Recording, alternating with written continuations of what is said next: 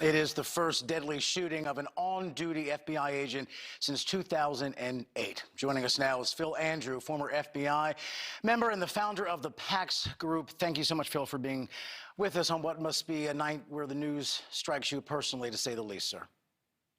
Ron, this is a tough night for the entire FBI family and certainly for the families of those lost agents. Talk a little bit about the inherent danger of serving a federal search warrant. Well, these are particularly difficult warrants because in the crimes against children realm, often some of these subjects don't have prior criminal histories.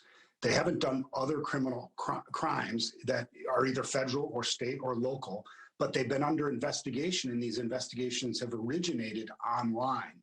So, it's hard really to predict a lot of behavior there.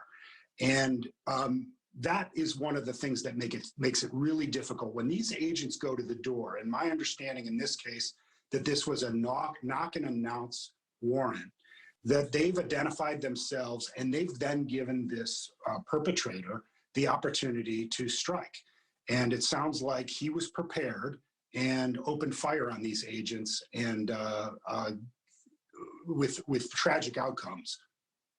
And is there anything, considering that you never know, law enforcement never knows exactly what they're going to encounter, whether the person will be violent or not, cooperative or not, is there anything at all that can be done to improve the process in terms of agents or officers' safety going in during a moment like the one we saw this morning?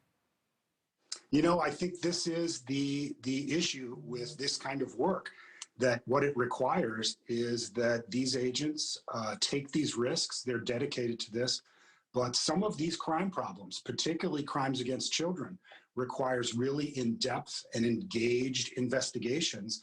And there is nothing that really can mitigate once you step up to that door and you are executing that warrant that can mitigate that. So they have put themselves in harm's way for the nation to protect children.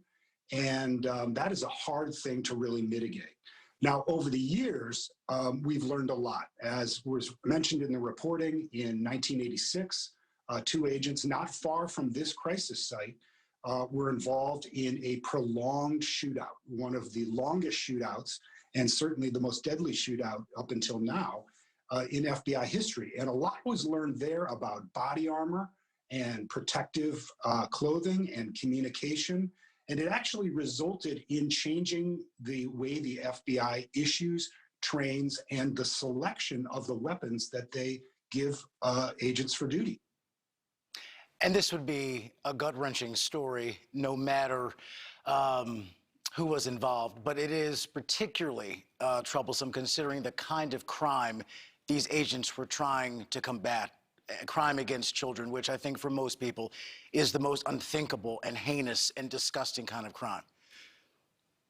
That's absolutely right. There's some evidence that those that are involved in these crimes actually have a slightly higher likelihood to kill themselves, because the crime is so unspeakable and the humiliation and the shame associated with it is something that they just can't live with. That they make them, these crimes, and the enforcement and the warrant serving of them, among the most dangerous that the FBI conducts. Phil, thank you so much for being with us and sharing your time and insight on a difficult day. Thank you, sir. Thank you. And again, Phil Andrew, a former FBI agent and founder of the PAX Group. Thank you again.